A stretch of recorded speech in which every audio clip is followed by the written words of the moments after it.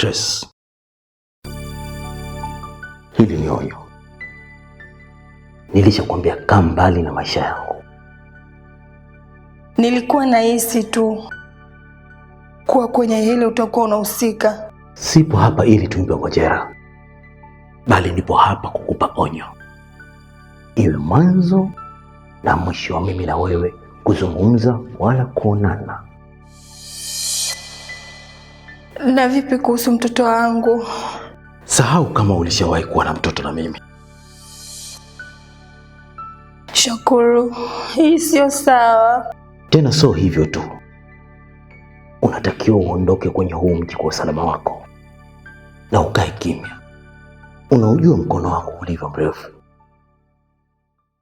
na nisije nikasikia hizi taarifa kwa mtu mwingine yote yule. Umenielewa? Au nifyatue risasi kwenye ubongo wako? Nimekuelewa, nitafanya hivyo. Sasa fanya tofauti, halafu uone kitakachokukuta.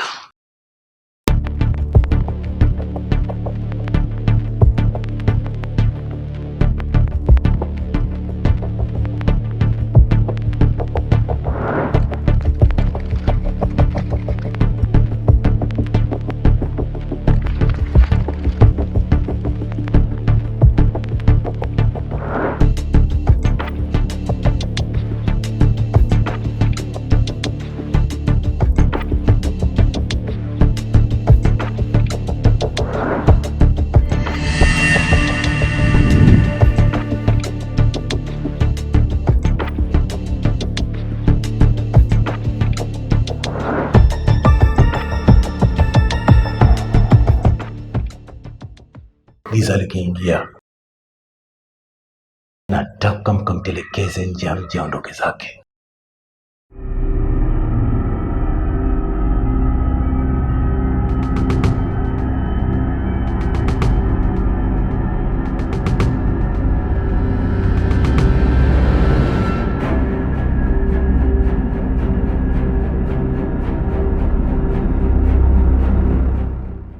Ungependa kuwa mwigizaji wa kimataifa ama unapenda sanaa ya uigizaji na hujui pa kuanzia? Fursa ni hii. Chinga Media Company Limited inakuletea programu maalum inayoitwa Chinga Media Acting Masterclass. Hapa utapata darasa la uigizaji ngazi ya kimataifa, yani International Acting Course. Mafunzo yataanza Novemba 2025 hadi Januari 2026. Gharama za kutuma maombi ni shilingi 10,000 tu za Kitanzania. Tupigie namba 0685968463. Kumbuka, baada ya kumaliza darasa letu, watakaofanya vizuri watapata nafasi ya kushiriki kazi za Chinga Media. Chinga Media, hii ni Levels. Jamani, mnaona pale?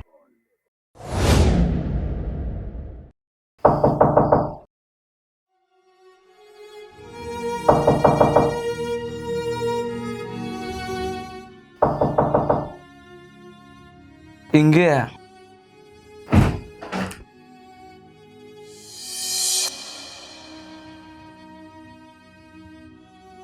Karibu ndugu yangu.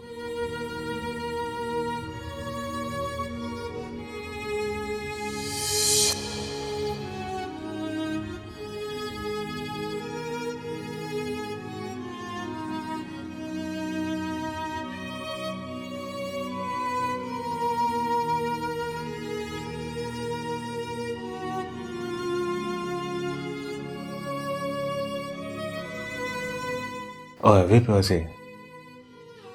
Mko poa lakini? Sio poa mzee. Naumwa kinoma yani.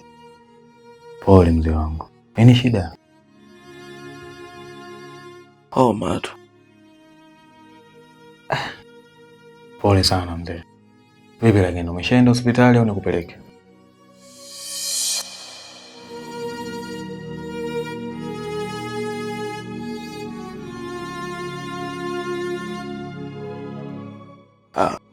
Hapana. Nimeshaenda. Na kuna dawa natumia.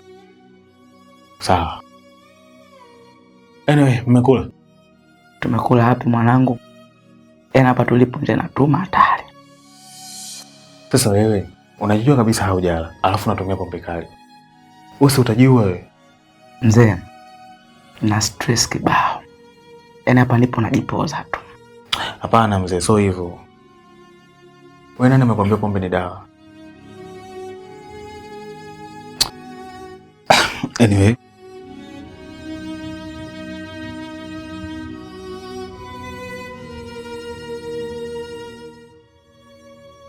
shika hii.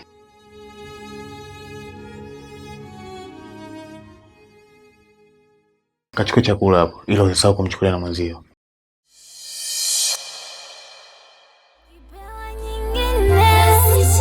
Nafasi nyingine nitajifunza, pengine makosa sitarudia. Nikipewa nyingine nafasi nyingine. Vipi? Unajisikia poa sasa hivi? Yeah, najisikia vizuri. Na vipi kuhusu bwanako?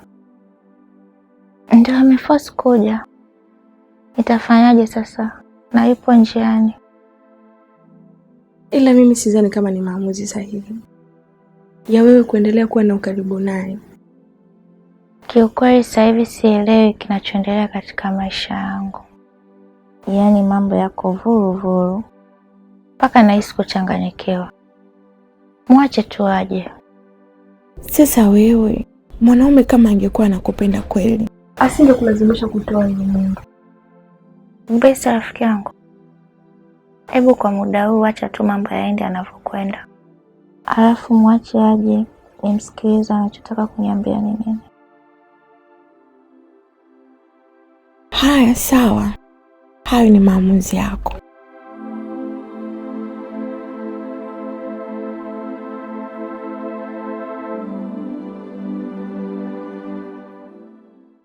Ndugu yangu ninavyokuona, yaani unaumwa sana mzee.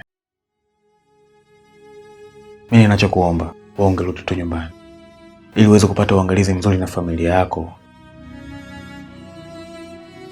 Lakini kukaa geto hivi kwa hali hiyo ulionayo ni hatari mzee.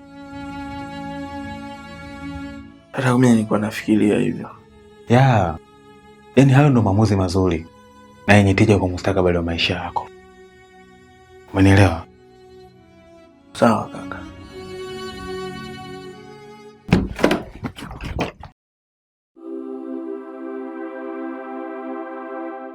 Wewe, mbona umekuja na chakula kimoja? Mimi sijisikia hamu ya kula. Chakula changu niki. Hivi kani wewe umekuaje mzee? Mbona unakuaga hivyo?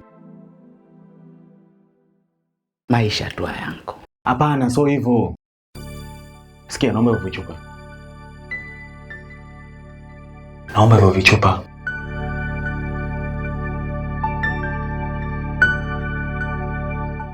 Wewe, nimekwambia naomba hicho kichupa.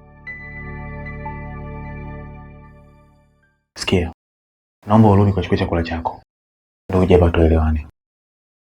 Achana na ujinga. Umenisikia? Nenda. Ongea wewe kaka.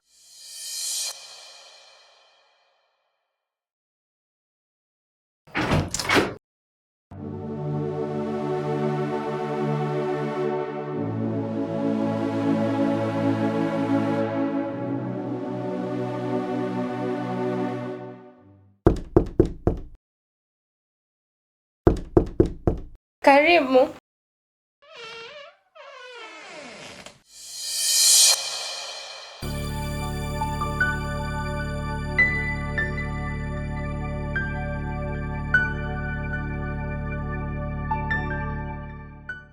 Habari zenu? Nzuri. Wazima lakini? Yeah.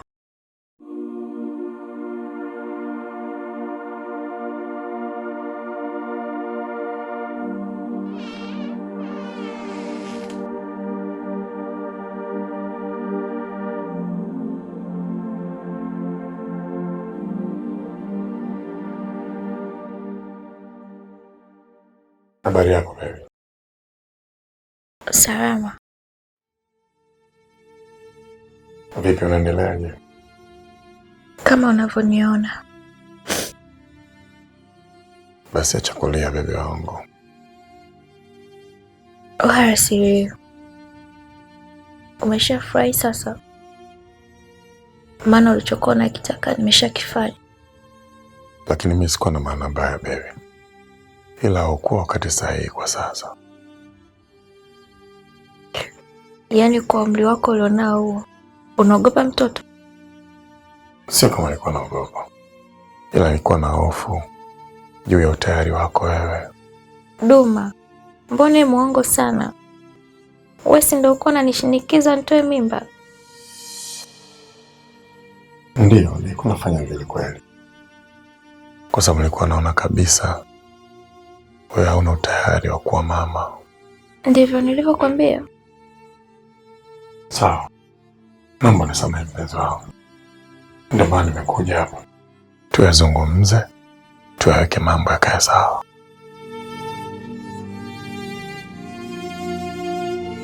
Hivi unajua kwamba hii hali ndio ilionipelekea mpaka mimi sasa niko hapa. Nimegombana na dada yangu. Baba ndo kabisa hataki hata kunisikia.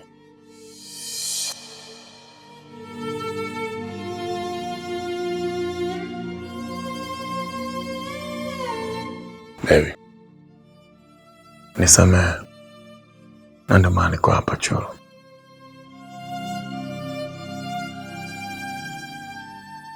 Sijali baby, sawa? Kila kitu kitakuwa sawa. Sawa.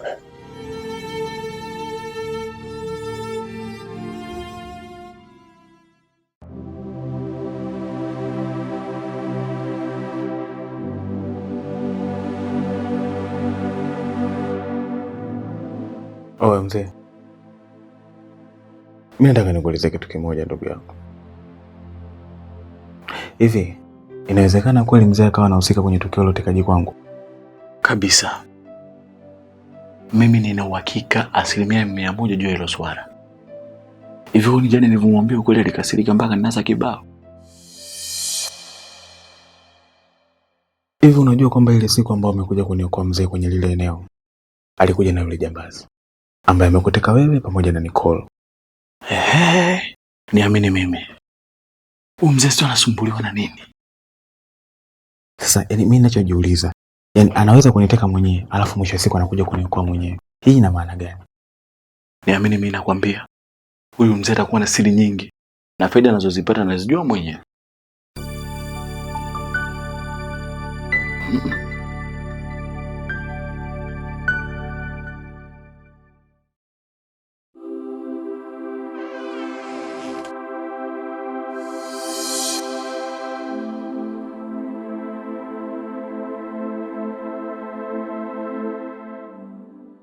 Samani, niwaache tena kidogo? Hamna bana. Njoo umsalimie shemeji yako, mfahamiane hata kidogo. Mbona mimi na shemeji yangu tunafahamiana toka kitambo?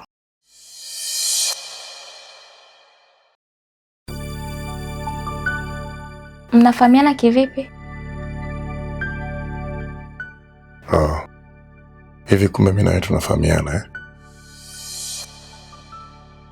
Labda kama nakufananisha. Wewe si lecturer Duma. Na mimi ni mmoja wa wanafunzi wako.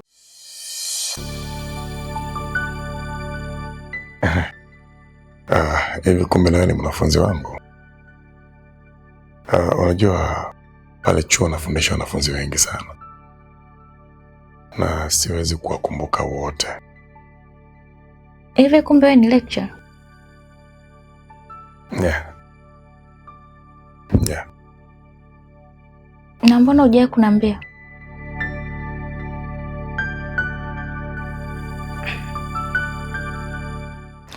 Bristol, naomba utupishe kidogo, maana na mazungumzo mazito nataka kuzungumza.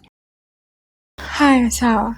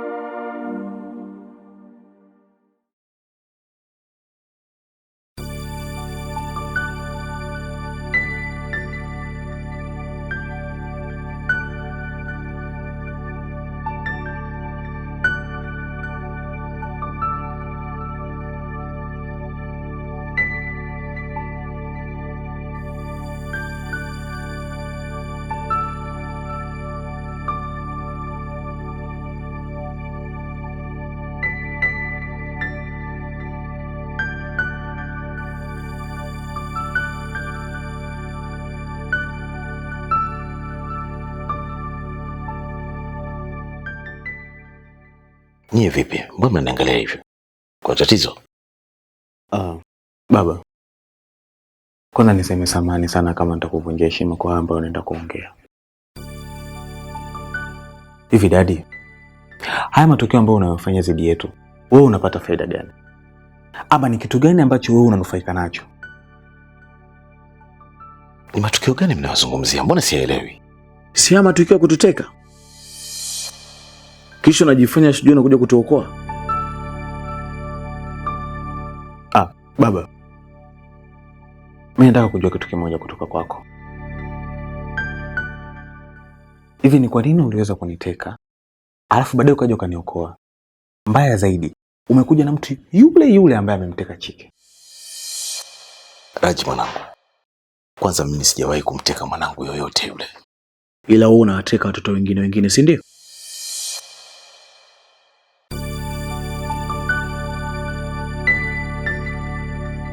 Halafu Raji, yule jamaa unayemzungumzia wala sio jambazi, bali ni mtu ambaye ananisaidia mambo yangu. Kwenye mambo ya kihalifu Halafu Chike, nitakufanya kitu kibaya sasa hivi. Unapoongea na mimi tambua mimi ni baba yako. Wewe mjinga nini? Okay baba, mimi nakuelewa. Ila kuna kitu kimoja tunataka kujua. Sasa ni kwa nini wewe ukuwashirikisha polisi kipindi ambacho mimi natekwa? Wangekuja wao kuniokoa. Unajua kila tukio sio la kuwashirikisha polisi mwanangu. Maana polisi ni watu wenye process. Na ningezidi kuchelewa, kuna uwezekano ningekupoteza mwanangu. Na hata hivyo walinionya nisiwashirikishe polisi. Unajua mzee, wewe waga ukosi point ya kujitetea. Haya, unathibitisha vipi kwamba hujahusika kwenye hili? Hili swala nalifanyia kazi. Na muda sio mrefu nitamjua aliyehusika kwenye swala lako Raji. Sasa baba, utamjua vipi?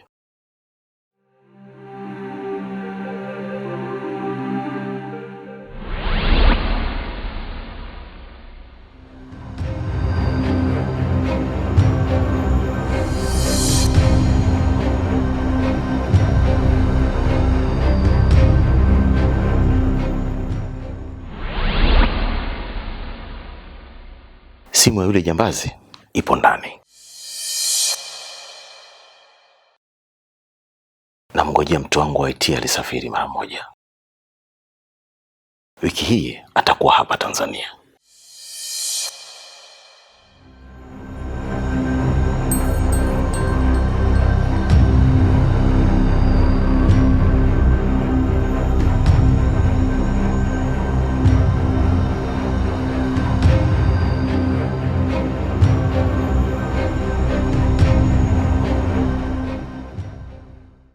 Hivi mbona ukuwahi kuniambia kama wewe na dada yangu mnafanya kazi sehemu moja? Unajua hujawahi kuniuliza, ndio maana sijakwambia. Na mpaka nakuja pale kwake silikuwa najua kabisa kama tunafahamiana. Wewe uliniambia kuwa ni rafiki yako, mnafahamiana tu, na wala ukuniambia kama wewe ni lecturer. Kwa nini? Au kuna kitu ulikuwa unanificha? Wala sina cha kuficha. Haya, kwa dadangu pale ulikuwa unafuata nini? Kwa sababu ni mtu ambaye tulikuwa tunafanya kazi ofisi moja. Na hujai kuwa na uhusiano wowote wa kuvuka mipaka? Ukisema hivyo unamaanisha nini? Yaani namaanisha hivi, hamjai kuwa na mahusiano yoyote ya kimapenzi? Mara kwanza nilikuwa namheshimu sana dada yako. So sasa una mpango gani na mimi? Maana maisha yangu sasa hivi hata haeleweki, kila kitu kimeharibika. Kwa sasa hivi ninachokiona wewe endelea tukaa hapa kwa rafiki yako. Na nitakuwa nakutumia visenti vya kusogeza siku. Huko nikiwa naangalia ni vipi nafanya ili upate sehemu yako. Yaani mimi nilijua hata unaniambia twende tukakae kwako. Tawa. Cholo, wala sijali. muda wa kukaa pamoja mimi nawe utafika tu, wala usio na haraka. Haya, sawa. Usijali baby, very soon kila kitu kitakuwa sawa. Okay? Sawa.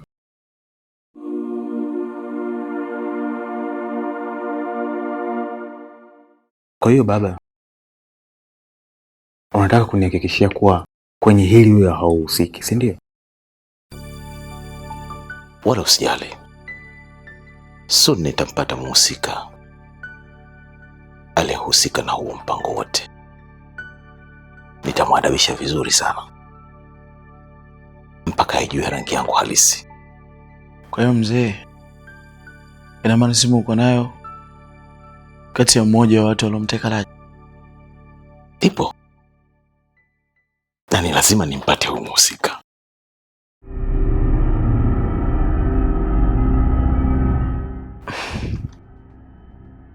Kwa mfano sasa, ukimpata utamfanya nini?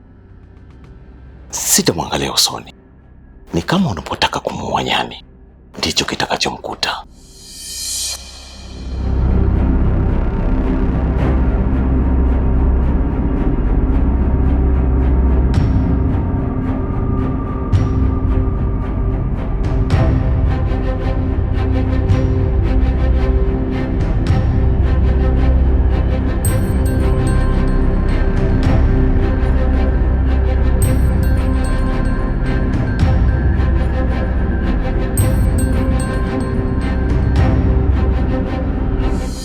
Yes, hivyo unajua kwamba ukiwa na shilingi 10,000 unaweza kupata JB 10, na ukiwa na shilingi 13,000 unaweza kupata JB 15. Yes, hayo ndiyo mambo ya Chris Bando. Unachotakiwa kuwa nacho ni kuwa na line ya Halotel. Kikubwa zaidi ni kwamba ukilipia hicho kifurushi chako kitadumu ndani ya muda wa miezi 8. Kinachotakiwa ni rahisi tu, unalipia anakuunga bando. Huyu jamaa ni mwaminifu mno. Chris Bando bwana, yeye ana namba 4, ila mimi nakutajia 2. Alafu 2 zingine zipo kwenye skrini yako: 0717048048 au 0615754303. Hakikisha tu jina linatokea Christopher Luoga. Chris Bando, bei kitonga. Ciao.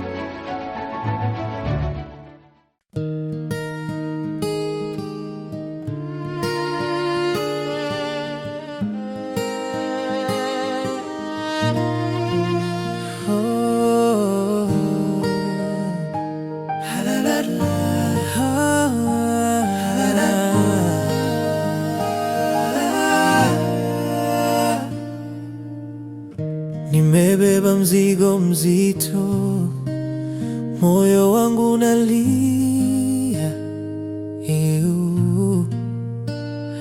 Mungu wangu, nitazame kwa hili.